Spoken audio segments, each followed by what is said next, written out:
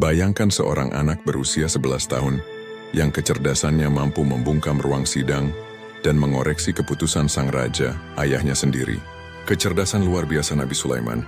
Kisah yang menginspirasi dari masa kecil hingga menjadi raja ini adalah kisah Nabi Sulaiman alaihissalam putra Nabi Daud. Sejak kecil, tanda-tanda kecerdasan dan kebijaksanaannya sudah bersinar.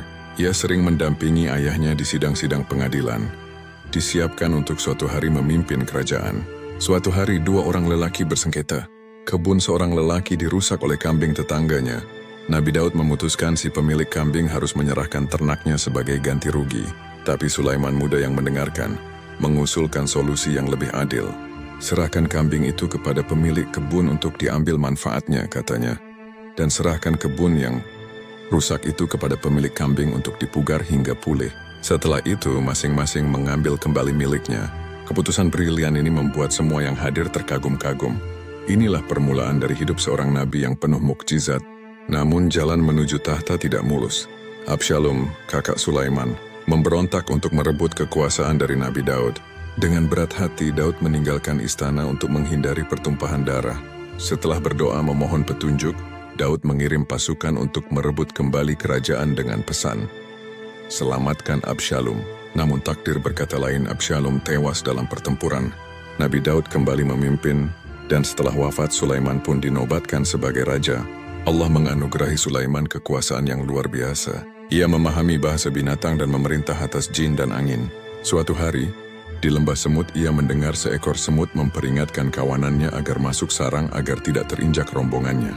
Sulaiman tersenyum bersyukur atas kurnia ini. Kisahnya yang paling terkenal adalah dengan Ratu Balqis dari Sabah.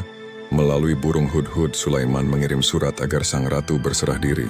Balqis mengirim hadiah megah untuk membujuknya, tapi Sulaiman menolak.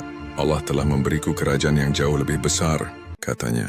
Ia bahkan memerintahkan jin untuk memindahkan singgasana Balqis ke istananya dalam sekejap mata.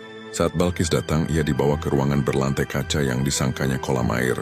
Terpesona oleh semua mukjizat ini, Ratu Balqis pun akhirnya menyatakan keimanannya.